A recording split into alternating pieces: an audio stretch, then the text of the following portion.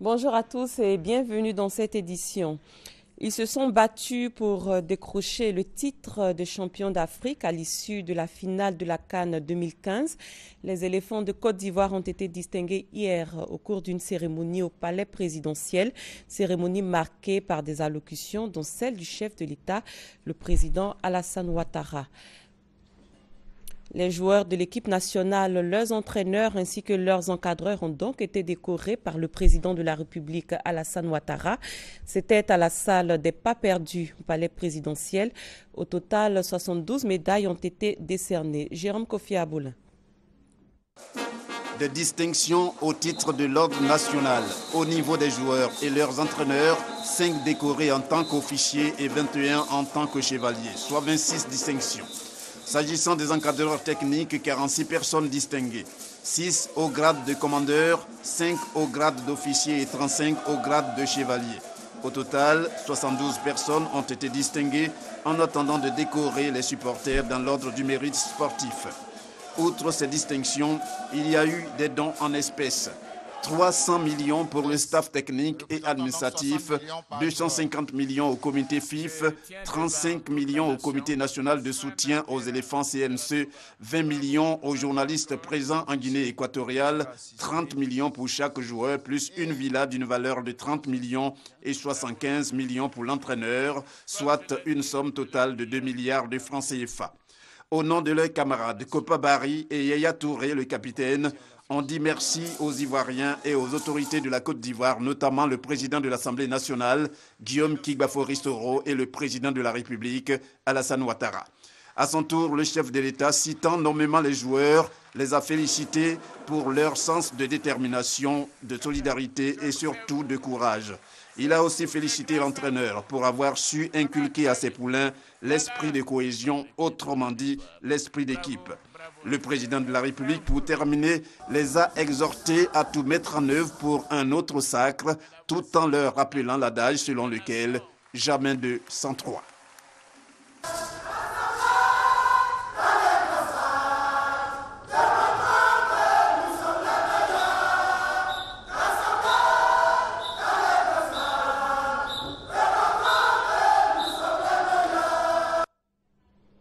Et toujours mardi au palais présidentiel, le président de la République a accordé une audience à M. Jean-Louis Borloo, ancien ministre français et président du programme Énergie pour l'Afrique. Il a été question au cours des échanges de l'électrification du continent africain. Alvorassa. La France veut aider le continent africain à poursuivre efficacement son processus d'électrification les années à venir. La Côte d'Ivoire, avec un taux de couverture d'électricité estimé à 42% et l'accès à l'électricité estimé à 78% selon le ministère du pétrole, des mines et de l'énergie, donne l'exemple. D'où cette visite de l'ancien ministre français Jean-Louis Borloo, président du programme Énergie pour l'Afrique, venu prendre des conseils auprès du président de la République Alassane Ouattara. Il s'agit de mettre en place cet organisme, de travailler pour cet organisme, car l'énergie, vous le savez, est un élément décisif du développement, de l'éducation, de l'accès à l'eau, de l'accès aux soins, des activités en général et de l'accès à l'agroalimentaire. Pour la mise en œuvre de ce programme, des réunions techniques d'experts et des réunions de haut niveau entre les pays africains d'abord et entre l'Afrique et la France ensuite vont se tenir pour une meilleure planification de ce programme énergie pour l'Afrique. Après la présidence à la primature, le Premier ministre Daniel Cablon-Duncan s'est entretenu hier avec une délégation du groupe américain Millennium Challenge Corporation conduite par Thomas Kelly. Les discussions ont porté sur la reprise des activités du groupe en Côte d'Ivoire. Sidonie Davila. Une délégation du groupe Millennium Challenge Corporation, MCC, est à Abidjan comme l'avait annoncé l'ambassadeur des États-Unis en Côte d'Ivoire, Terence P. McCurley. Sa présence s'explique par l'atteinte de la Côte d'Ivoire à l'éligibilité du programme Threshold ou programme plancher du MCC depuis décembre dernier. L'éligibilité au programme MCC de la Côte d'Ivoire va lui permettre de bénéficier pour une période de 2 ans d'une subvention comprise entre 6 et 11 milliards de francs CFA de la part des États-Unis, ce qui permettra d'appuyer des projets d'infrastructure, de gouvernance, de développement humain et d'accès au marché. Je suis donc très content d'être ici à la tête de cette délégation pour commencer les discussions avec le gouvernement ivoirien et pour féliciter le gouvernement à l'occasion de son éligibilité pour un programme de threshold de la MCC. Le programme de threshold de MCC est un programme qui met l'accent sur l'importance de réformes au niveau de la politique économique en partenariat avec le gouvernement de la Côte d'Ivoire. Faisant le point du climat des affaires en Côte d'Ivoire en décembre 2014, le Premier ministre Daniel Kablan-Duncan précisait que l'éligibilité de la Côte d'Ivoire au programme Threshold du Millennium Challenge Corporation MCC est une étape importante pour l'atteinte de l'émergence en 2020. Le premier forum franco-africain de cancérologie s'est tenu récemment à Paris, en France. Thème choisi, les systèmes de santé et l'accès à l'innovation en termes de coûts, de politique de développement de la santé, des ressources humaines et de matériel. La ministre ivoirienne de la Santé a pris part à ce rendez-vous. Raymond Goudou Kofi s'est prononcé sur le système de santé en Côte d'Ivoire. Hamza Diaby. La Côte d'Ivoire était à l'honneur à Paris, en France, du 2 au 3 février dernier. C'était en faveur du premier forum de cancérologie qui a réuni les cancérologues africains et français pour ensemble trouver une solution à ce mal qui tue plus que le sida et le paludisme.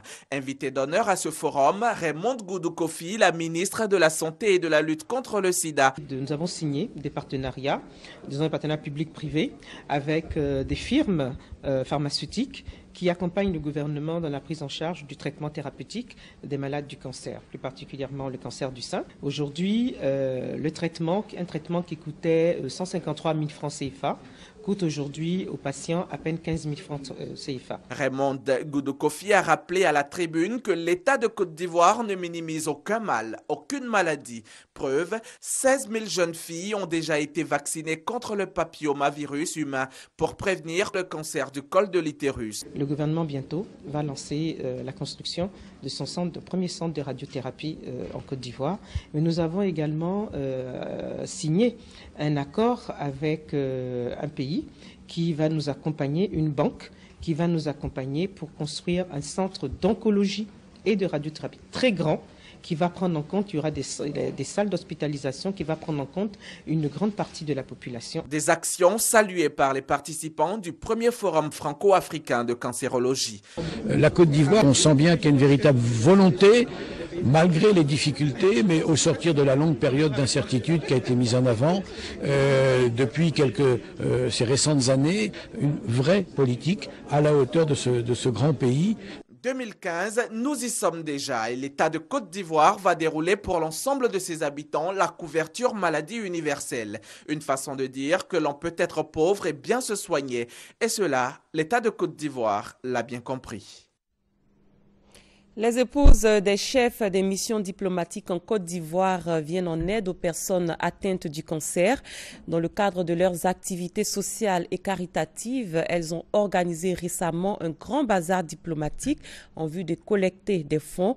Et c'est la Bibliothèque nationale d'Abidjan Plateau qui a abrité cette œuvre de charité. C'est ce que nous disent Chris Diomandé et Léon Brou. Bracelets, tapis, chaussures, boissons, nourriture, bref, les produits et plats en provenance de pays amis et frères de la Côte d'Ivoire à la Bibliothèque nationale.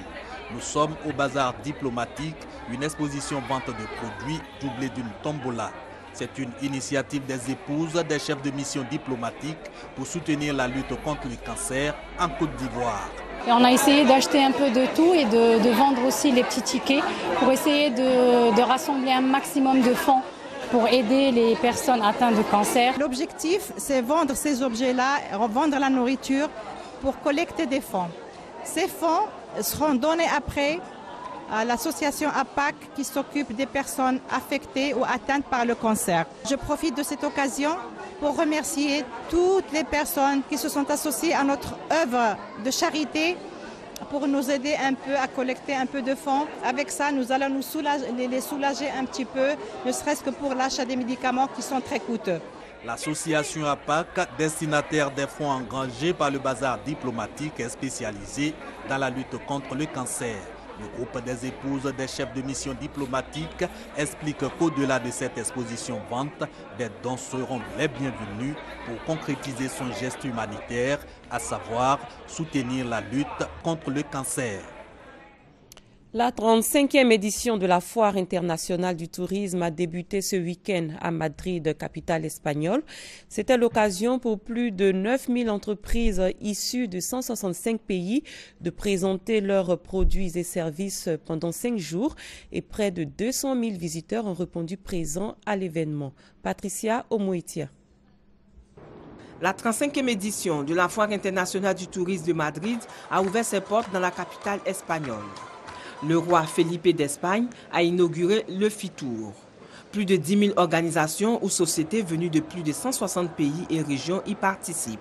Le continent africain, représenté par plus de 20 pays, dont la Côte d'Ivoire, atteint cette année une croissance de 2%. La Côte d'Ivoire occupe une place de choix avec un stand visité. Plusieurs opérateurs du secteur est la première rencontre du calendrier mondial des professionnels du tourisme. C'est une vitrine promotionnelle qui présente l'offre de ce secteur, aussi bien à l'échelon national qu'international, où s'établissent des contacts commerciaux susceptibles de générer de futures opportunités d'affaires.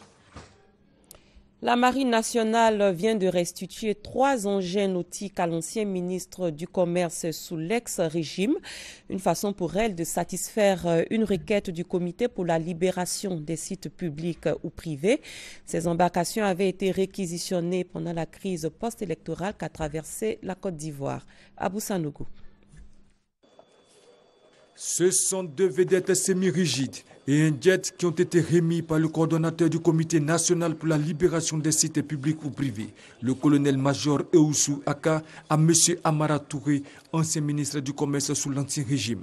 Ces embarcations avaient été réquisitionnées pendant la crise post-électorale au profit de la Marine nationale qui souffre d'un manque d'équipement en vue de satisfaire ses besoins de présence sur le plan d'eau lagunaire. Je voudrais les féliciter et les encourager à continuer à restituer les biens qui ont été saisis dans la crise post-électorale. Ainsi, depuis sa prise de commandement, le contre-amiral Djakari Diakonate a entrepris une opération de restitution des biens nautiques. Le colonel-major Eoussou Aka a quant à lui lancé un appel à l'endroit des requérants et des personnes qui détiennent encore les biens des autres en dépit des instructions du gouvernement. À l'endroit de ceux qui ont pris le patrimoine en les biens des uns et des autres. Nous sommes rentrés dans un processus de réconciliation, de cohésion nationale. Il est bon qu'on les retrocède, les requérants. On leur demande d'être patients, qu'on nous fasse confiance et que d'ici une brève échéance, beaucoup rentreront en possession de leurs biens. Le Comité national pour la libération des sites publics ou privés est situé à Angré dans la commune de Cocody. Il est joignable au 22 42 29 93, 22 42 28 54. Et c'est la fin de ce 6h30. Merci de l'avoir suivi. L'information continue sur www.rti.ci. Très bon début de journée à tous et à toutes.